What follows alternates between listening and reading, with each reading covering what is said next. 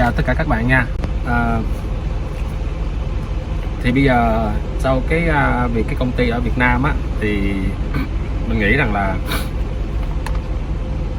nếu như mình có những cái thông tin của những người chủ mới, hoặc là những người chủ nào mà cần tuyển người, mình có những cái thông tin thêm, mình nghĩ cách tốt nhất bây giờ là mình giữ đây, rồi sau khi mình sẽ đợi cái visa nó phát hành, rồi lúc đó thì mình cũng sẽ là thông báo cho tất cả các bạn. Mình nghĩ điều đó nó sẽ tốt hơn, bởi vì mình sợ là giống như cái vừa rồi đó, là mình cũng muốn chia sẻ cho tất cả các bạn. Chẳng qua thì mình cũng muốn là các bạn chỉ đi tới để tìm hiểu thông tin thôi, nhưng mà mình sợ có những bạn thì đôi khi cái tâm lý vì những cái dịch vụ tại Việt Nam họ sẽ nói như thế nào, thì lúc đó các bạn lại đi đóng tiền. Thì chính vì vậy cái video clip ngày hôm qua là muốn cảnh báo tất cả các bạn là đừng có đóng tiền trong lúc này, bởi vì cái visa này nó chưa có ra, cũng chưa biết là cái điều kiện của visa này nó cần tiếng Anh hay độ tuổi hay không, cho nên là mình có thích hợp phù hợp với cái visa khi nó đã chính thức phát hành hay chưa. Mà lỡ mình đóng tiền vô thì mình cũng không biết phải nói làm sao. Mình nghĩ chắc theo tất cả các comment của tất cả các bạn, mình nghĩ ở Việt Nam họ sẽ không có trả tiền cho mình đâu, để tránh những cái trường hợp mà tiếp diễn nó sẽ xảy ra trong lúc mà cái visa này nó chưa ra. Mình nghĩ cách tốt nhất, nếu như mình có những cái thông tin của những người chủ, hoặc là cái nơi nào làm đó, hoặc cái nơi nào mà người chủ họ chỉ định đó, thì nếu mà mình biết được những cái thông tin đó thì mình cũng vẫn giữ ở đây, và mình sẽ đợi cái visa này nó ra, rồi lúc đó mình cũng sẽ thông báo cho tất cả các bạn. Mình nghĩ điều này nó sẽ tốt hơn, và nó sẽ là giúp cho các bạn nó có sự rõ ràng hơn khi cái visa nó ra rồi, kết hợp với lại những cái nơi mà mình biết những người chủ với cái dịch vụ nào thì mình sẽ chia sẻ. Thì lúc đó các bạn dễ dàng vừa chính thức cái visa nó ra, biết được điều kiện như thế nào, và cũng biết được là người chủ đang tuyển với lại cái dịch vụ vi trú nó đang nằm dịch vụ nào mà người chủ ủy quyền, thì các bạn dễ dàng, các bạn sẽ có những cái thông tin chính xác hơn và rõ ràng hơn, thì lúc đó các bạn đi làm nó sẽ ok. Bây giờ thì cái việc của tất cả các bạn thì bây giờ ráng cố gắng học tiếng Anh, học thêm tiếng Anh càng nhiều càng tốt, để phòng ngừa. Thứ nhất là cái visa nó ra mà nó cần tiếng Anh thì các bạn đã có sẵn rồi. Thứ hai, nếu như mà không cần tiếng Anh thì các bạn cũng có một cái vốn tiếng Anh để qua bên đây các bạn hòa nhập với cuộc sống bên này, thì đó cũng rất tốt cho tất cả các bạn. Ok, thì hôm nay thì mình cũng thấy những cái câu hỏi của tất cả các bạn gửi vô cho mình, thì mình cũng sẽ trả lời cho tất cả các bạn với cái 3 câu hỏi này. Mình thấy rất là cần thiết để chia sẻ lại cho tất cả các bạn. Câu hỏi thứ nhất thì nghe nói chủ bảo lãnh sao người lao động phải chi ra nhiều tiền như vậy. Thì thực sự thì người chủ bảo lãnh thì chỉ là bảo lãnh mình thôi, chứ họ không có lo về vấn đề tiền bạc. Tất cả các chi phí giống như là làm dịch vụ, mua vé máy bay, đóng phí visa, rồi qua bên đây cách ly 14 ngày theo cái điều luật của chính phủ Úc, thì bắt buộc các bạn phải trả tiền những cái chi phí đó. Họ chỉ đứng ra bảo lãnh cho tất cả các bạn thôi, chứ họ không đồng nghĩa là họ bảo lãnh các bạn và trả tiền cho các bạn luôn, không phải như vậy. Họ chỉ đứng ra bảo lãnh cho các bạn, có nghĩa là khi các bạn qua bên đây làm thì họ có trách nhiệm với tất cả các bạn. Nếu như trường hợp các bạn có vấn đề gì thì họ là một người đứng ra để có trách nhiệm với tất cả các bạn. Đó là điều thứ nhất. Thứ hai, họ cũng có trách nhiệm với tất cả các bạn với chính phủ Úc. Nếu như những bạn nào mà đã được người chủ bảo lãnh mà qua bên đây á, và có vấn đề gì thì người chủ luôn luôn phải đứng ra để mà thứ nhất là về mặt chính phủ Úc thì người chủ cũng đứng ra. Thứ hai là về vấn đề gì, sức khỏe của các bạn hay bất cứ một cái gì thì người chủ cũng sẽ đứng ra. Đó là vấn đề họ bảo lãnh. Cho nên không có nghĩa là đồng nghĩa là bảo lãnh là cũng phải là bỏ ra tiền để cho các bạn qua bên đây, thì đó không phải. Những chi phí của mình thì mình phải bỏ tiền ra, thì đó là như vậy ha. Mình cũng xin trả lời những bạn nào hỏi mình như vậy, và đó là cái câu hỏi thứ nhất. Câu hỏi thứ hai là có một bạn gửi cho mình nói rằng là những người chủ farm nào cần lao động thì có thể cho chúng tôi biết. Còn công ty dịch vụ tại Việt Nam thì chúng tôi cũng sẽ giúp tìm những công ty uy tín để mà giúp đỡ cho tất cả mọi người. Thì mình cũng rất hiểu cái câu hỏi này, một cái chia sẻ này của một bạn gửi cho mình cũng rất hiểu. Thứ nhất là mình cảm ơn bạn nào đã gửi cái câu hỏi này cho mình rất là cảm ơn bạn, bởi vì mình hiểu được rằng bạn có cái lòng muốn giúp đỡ những người tại Việt Nam tìm một cái công ty dịch vụ uy tín nào để mà tránh những cái trường hợp những cái dịch vụ tại Việt Nam lấy tiền những người khác. Điều đó là không tốt. Mình nghĩ bạn có một cái ý rất là tốt. Trước nhất mình xin cảm ơn bạn. Thứ hai, mình cũng xin trả lời bạn với cái câu hỏi này, bởi vì chính vì những người ta biết được có những công ty tại Việt Nam làm việc thì nó không có cái uy tín hay là làm những cái vấn đề gì đó để lấy tiền của người dân.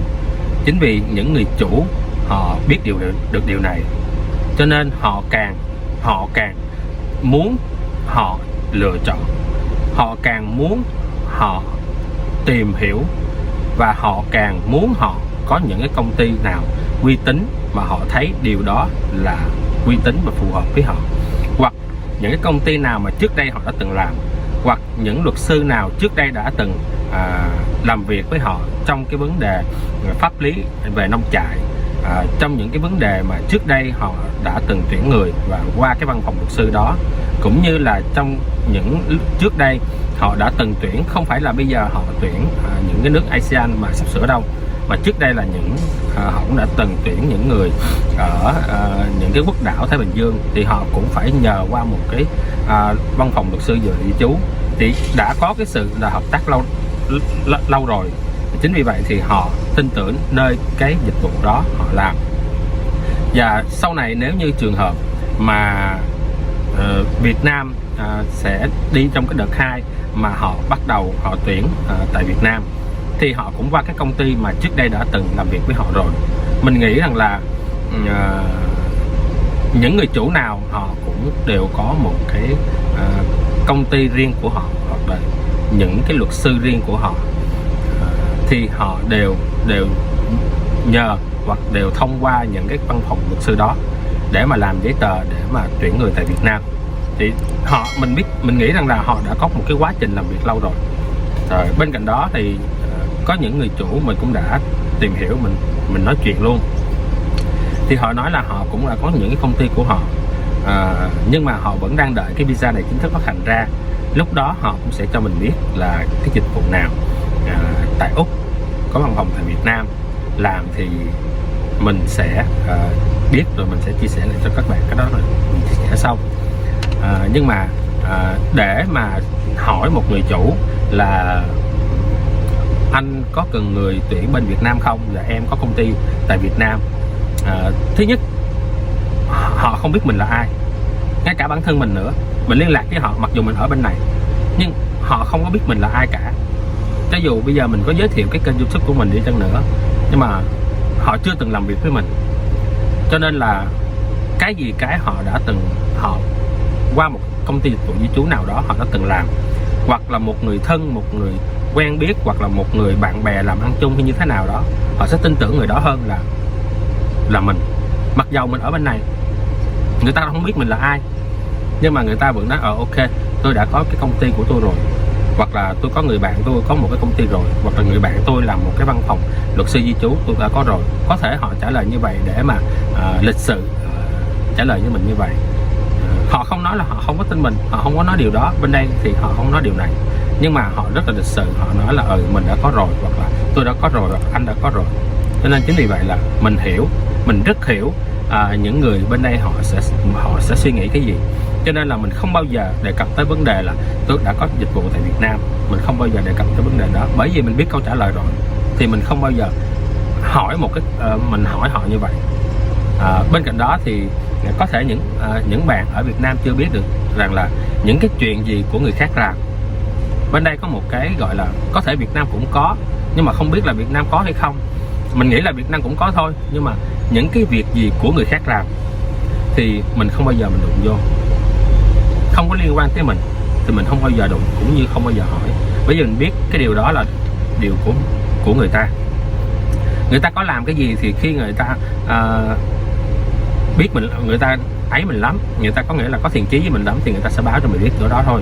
Còn cái việc của người ta tuyển như thế nào, sắp xếp như thế nào, luật sư văn phòng luật sư như thế nào, đó là chuyện của những người chủ. Mình không tiền xía vô và cũng không can thiệp vô có công việc của họ.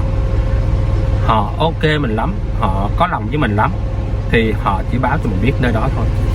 Còn sau khi mình biết rồi thì mình chia sẻ lại cho các bạn, thì các bạn tới đó các bạn nộp hồ sơ giấy tờ thì họ sẽ phỏng vấn các bạn. Đủ điều kiện thì họ tuyển các bạn, không đủ điều kiện thì mình cũng không biết phải như thế nào. Nhưng mà nếu mà đã không đủ điều kiện thì đành chịu thôi, chứ biết sao giờ. Cho nên là mình cũng xin trả lời với bạn nào có cái rất là có cái lòng tốt hỏi mình như vậy. Mình cũng xin trả lời với bạn như vậy ha. Và mình nói thật là cái câu hỏi của bạn, mình hiểu được cái tấm lòng của bạn, nhưng mà mình cũng xin trả lời như vậy là bởi vì mình biết những cái tâm lý của những người bên này cũng như những người chủ, và hiểu được họ như thế nào. Trước nhất là xin cảm ơn bạn, thứ hai là mình cũng xin trả lời như vậy để cho bạn hiểu ha. Đó là cái câu hỏi thứ hai. Câu hỏi thứ ba là em có khả năng làm giấy tờ, bây giờ em có thể tự liên lạc với chủ farm để được họ bảo lãnh, rồi em sẽ tự nộp hồ sơ với lãnh sự quán, sẽ tiết kiệm rất nhiều tiền. Thực sự á, trước đây thì mình cũng đã từng làm giấy tờ.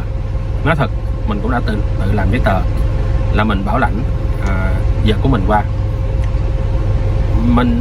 Mình làm giấy tờ từ A đến Z.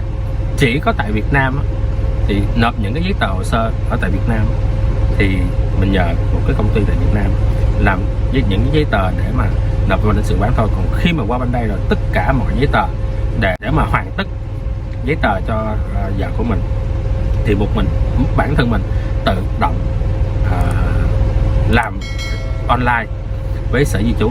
Mình làm hết tất cả mọi thứ đó là mình làm, mình không qua bất cứ một dịch vụ nào cả, nếu như các bạn biết làm.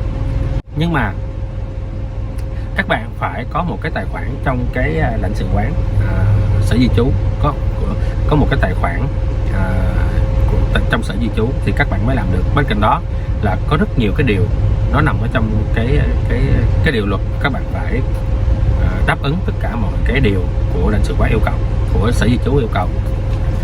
Nếu như những bạn nào tiếng Anh khá, tiếng Anh tốt thì các bạn có thể tự nộp hồ sơ giấy tờ cho mình. Nhưng mà ở đây á, thì với cái câu trả lời số 2 hồi nãy thì các bạn cũng nên hiểu rằng khi các bạn liên lạc với một chủ farm, các bạn nên nhớ là chủ farm đó, các bạn đừng có nghĩ rằng tất cả chủ farm nào cũng được, mà cái chủ farm nào đã được Bộ Nông nghiệp cũng như là Bộ Ngoại giao Úc chấp thuận thì mới được phép tuyển người. Giả sử bây giờ bạn liên lạc được chủ farm có được sự chấp thuận của Bộ Nông nghiệp cũng như là Bộ Ngoại giao, chủ ban nói chuyện với bạn, nhưng mà điều thứ nhất, chủ farm không biết bạn là ai, có đủ điều kiện như thế nào hay không để mà có thể chấp nhận với bạn. Mặc dầu bây giờ có nói chuyện không nói chuyện, bây giờ các bạn gọi điện thoại nói chuyện với họ hoặc nhờ mình nói chuyện với họ, mình nắm chắc với tất cả các bạn, họ không bao giờ bắt máy, cũng không bao giờ trả lời, bởi vì họ không có thời gian. Thứ nhất, thứ hai là họ đã có cái sự ủy quyền trong một cái công ty dịch vụ mà hồi nãy câu hỏi thứ hai mình đã trả lời rồi, là muốn cái gì thì muốn. Thứ nhất, phải đợi cái visa này ra.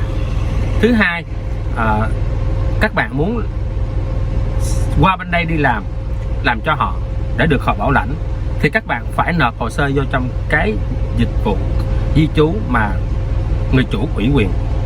Các bạn phải làm cái điều này, bởi vì người ta không đứng trực tiếp để nhận hồ sơ các bạn, người ta không thể nào trực tiếp nói chuyện với tất cả các bạn. Rồi các bạn muốn cái gì các bạn cứ nộp vô. Sau khi văn phòng luật sư di trú họ có những cái hồ sơ các bạn thì họ gửi cho người chủ, hoặc là người chủ có thể về Việt Nam xem cái hồ sơ các bạn, sau đó mới cảm thấy các bạn ok thì mới gọi các bạn tới phỏng vấn. Không lẽ bây giờ lúc đó các bạn nói ok, tôi không chỉ được anh bảo lãnh thôi, rồi mọi giấy tờ tôi tự làm. Bây giờ nếu các bạn thử nghĩ, nếu các bạn là chủ, một người khác tới nói với các bạn, xin các bạn làm, rồi các bạn nói là ok bây giờ anh bảo lãnh tôi, thì nếu mà anh chịu bảo lãnh tôi thì tôi có thể làm giấy tờ hồ sơ trong lãnh sự quán, tôi có thể tự làm được để mà tôi tiết kiệm chi phí. Thì các bạn nghĩ là các bạn có bảo lãnh người ta hay không? Mình không phải là mình đặt mình là một người chủ, mình chỉ là ví dụ. Nếu các bạn vô một cái trường hợp này thì các bạn là chủ, thì các bạn nghĩ các bạn có cho phép người ta làm điều này hay không? Thứ nhất, lỡ trường hợp cái giấy bảo lãnh của bạn, các bạn nộp vô mà có vấn đề gì đó, sẽ ảnh hưởng tới cái giấy bảo lãnh của họ, sẽ ảnh hưởng tới cái lá thư mời của họ, cũng như là cái ảnh hưởng tới cái hợp đồng của họ. Lỡ trường hợp các bạn sử dụng vô cái hợp đồng đó, các bạn làm điều gì đó không đúng theo cái yêu cầu của người chủ, thì tất nhiên là người chủ tuy bảo lãnh bạn, tuy mời bạn qua bên đây làm, nhưng họ vẫn tin cái công ty mà họ ủy quyền hơn. Mặc dù các bạn nói các bạn có khả năng làm để tiết kiệm tiền, nhưng mà trong một cái phạm vi nào đó họ không có nghĩ là cái vấn đề tiền, mà họ chỉ nghĩ một điều là về vấn đề pháp lý. Họ không muốn có bất cứ một cái rắc rối nào tại chính phủ Việt Nam nếu họ đi về Việt Nam, hoặc họ cũng không muốn bất cứ một cái gọi là rắc rối nào với lãnh sự quán Úc, hoặc là ảnh hưởng tới cái công việc tương lai của họ sau này.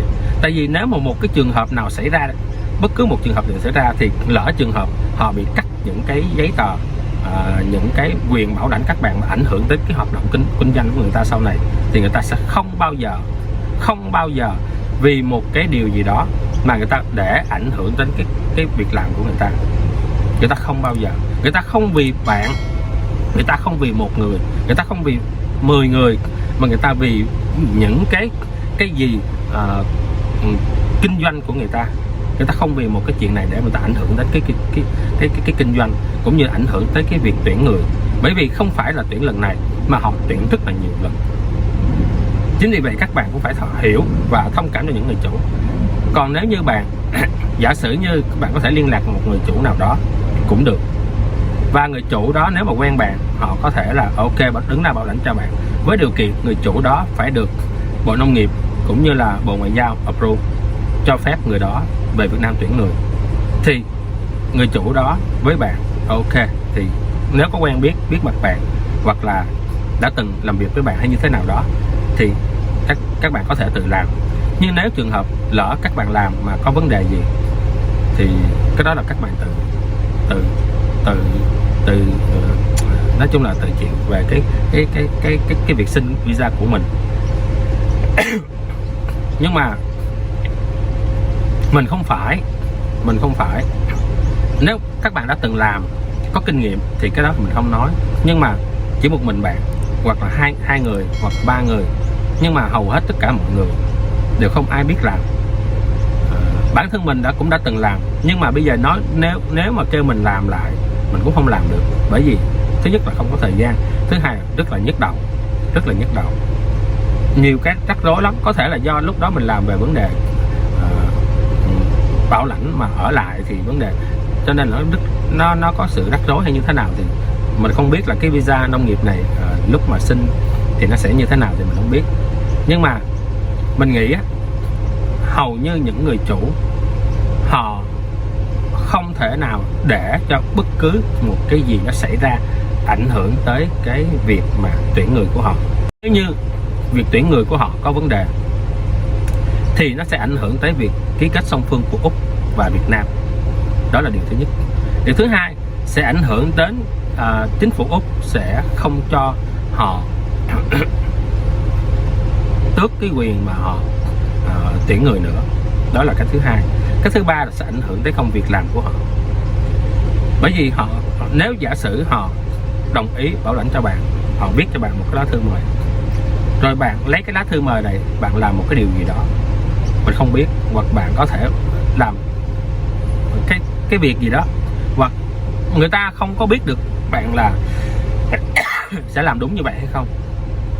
Bây giờ bạn nghĩ đi, bạn viết một cái lá thư, bạn mời người ta, bạn không biết người ta sẽ cầm cái lá thư đó rồi đi về nhà làm cái gì. bạn ký tên vô, rồi mã số thuế công ty của bạn, một cái lá thư mời tên công ty của bạn, tất cả mọi thứ là đều cái detail của bạn hết, là từ tên, tuổi, công ty, mã số thuế, rồi công ty tên gì, bất cứ nơi nào đều nằm trong cái tờ giấy để bảo lãnh bạn. Thì bây giờ các bạn cầm một cái tờ giấy đó, các bạn đi làm một cái việc gì đó thì mình có yên tâm không? Tất nhiên là mình không có yên tâm rồi. Chính vì vậy là mình nghĩ là điều này, tuy rằng đó là một cái hướng mà các bạn có thể tiết kiệm tiền, nhưng mà mình nghĩ nó rất là nó không có khả thi trong cái việc làm như vậy. Mặc dầu các bạn có thể trình bày với người chủ như thế nào, nhưng mà mình nghĩ là không có ai chấp nhận điều này cả. Đó là cái sự suy nghĩ của mình thôi. Ok, thì hôm nay mình cũng muốn chia sẻ cho tất cả các bạn về những cái câu hỏi của ba bạn gửi cho mình, mà mình nghĩ những câu hỏi này mình cần phải chia sẻ lại cho tất cả các bạn. Thì mình rất là hiểu là bởi vì tại sao là các bạn quan tâm như vậy. Bởi vì á các bạn sợ là những cái công ty tại Việt Nam nó có những cái việc làm nó không đúng. Đôi khi thì những người chủ họ đã có cái sự là ủy quyền cho những cái công ty tại Việt Nam rồi, nhưng họ không biết là những cái công ty tại Việt Nam sẽ làm như thế nào. Chính vì vậy thì đó là một cái điều mà mình nghĩ là các bạn muốn có những ý kiến để mà nó tốt đẹp hơn. Nhưng mà mình cũng nghĩ rằng là những cái công ty mà họ ủy quyền cho những cái luật sư thì mình nghĩ họ đã có cái quá trình làm việc. Giả sử như và vừa rồi cái người chủ vừa rồi ủy quyền cho một cái công ty tại Việt Nam để tuyển người, nhưng mà do cái cách làm việc của công ty tại Việt Nam nó như thế nào, có thể người chủ không biết. Theo cái sự suy đoán của mình á, cái người chủ mà ủy quyền cho cái công ty vừa rồi mà mình có chia sẻ cho tất cả các bạn á tại Việt Nam á, thì theo cái sự suy nghĩ của mình thôi, không biết có đúng hay không, là cái công ty đó thường như các bạn chia sẻ là thường hay làm cái visa 462 qua bên Úc làm farm. Thì có thể cái công ty đó đã từng làm visa 462 cho cái chủ farm đó, họ đã có người đi qua bên đó làm farm. Thứ nhất là cái công ty này làm visa, sau đó là giới thiệu cho những cái người nào mà công ty này đã làm visa tới cái chỗ farm đó làm. Thì chính vì có một cái quá trình như vậy thì cái người chủ đó mới nhờ cái công ty này làm. Và cái công ty này á, thì có thể là được lần đầu, ok, thì lần thứ hai thì cái visa chưa ra nhưng mà lại muốn nhận hồ sơ của tất cả các bạn và muốn thu tiền cọc trước. Thì có thể là do cái người chủ họ không biết, nhưng cái cách làm việc của cái công ty này tại Việt Nam thì nó vô tình là ảnh hưởng tới cái người chủ. Chính vì vậy thì đâm ra các bạn có những cái suy nghĩ quan tâm tới cái vấn đề này. Mình hiểu và mình rất thông cảm các bạn. Nhưng mà mình nghĩ rằng là những người chủ sau khi họ có visa ra thì chắc chắn họ cũng sẽ có những cái văn phòng luật sư di trú cũng như là văn phòng đại diện về di trú. Điều đó thì mình nghĩ là họ đã từng có cái quá trình làm việc với nhau rồi. Chính vì vậy thì bây giờ mình chỉ nghĩ là hãy đợi cái visa này ra, rồi sau đó thì các bạn sẽ biết được những cái thông tin mà những người chủ lúc đó họ sẽ tuyển, và sẽ có rất nhiều người đưa thông tin. Không mình thì sẽ có những người khác. Thì các bạn cứ dựa vào những cái thông tin mà những người nào chia sẻ, các bạn cứ tới tìm hiểu. Không phải là mình, những người khác cũng được. Các bạn có những thông tin đó, các bạn có thể đi tìm hiểu rồi hỏi trước như thế nào, rồi sau đó các bạn nộp hồ sơ. Thường nếu mà đúng sự việc, nếu mà một người đúng á, một cái công ty đúng theo cái sự suy nghĩ của mình, một công ty mà đúng á, thì nếu chưa có visa ra thì người ta sẽ không nhận hồ sơ của các bạn. Điều đó là đúng. Còn nếu visa ra rồi, bắt đầu họ làm, họ nhận, họ sẽ báo là họ đang được sự ủy quyền của của người chủ này tại cái farm này, tại cái bang này, và cái ủy quyền này họ cũng có một cái giấy ủy quyền hoặc là một cái hợp đồng ký với người chủ. Thứ hai là họ cũng đưa ra những cái thông tin, ví dụ như là cái người chủ này đã được chính phủ Úc approve trong cái list mà chính phủ approve cho những cái chủ farm có quyền được tuyển người. Thì đó là những cái nơi mà mình nghĩ đó là sự chắc chắn nhất. Thì các bạn cứ khi mà mình chia sẻ thông tin cho tất cả các bạn với tới cái thời điểm đó hoặc là người khác, thì các bạn cứ nên tìm hiểu xong rồi các bạn nộp hồ sơ. Nếu như mình nghĩ là một cái chỗ mà làm uy tín mà đúng của người chủ á, đúng thực sự mà uy tín á, thì sẽ không lấy tiền của các bạn trước đâu.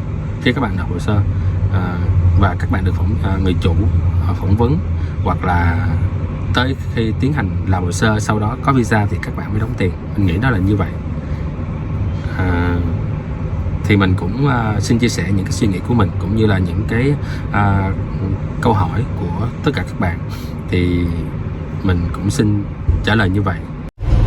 Thì mình cũng xin kết thúc video clip ở đây, vì bây giờ hiện tại chúng ta cũng phải đợi cái visa, thì các bạn hãy tranh thủ học tiếng Anh, và khi nào cái visa này ra mình sẽ có những điều cũng như là những người chủ cũng như là nơi nào đó mình biết được, mình sẽ chia sẻ lại cho tất cả các bạn. Chúc các bạn một ngày lúc nào cũng là hạnh phúc, an vui và may mắn trong cuộc sống.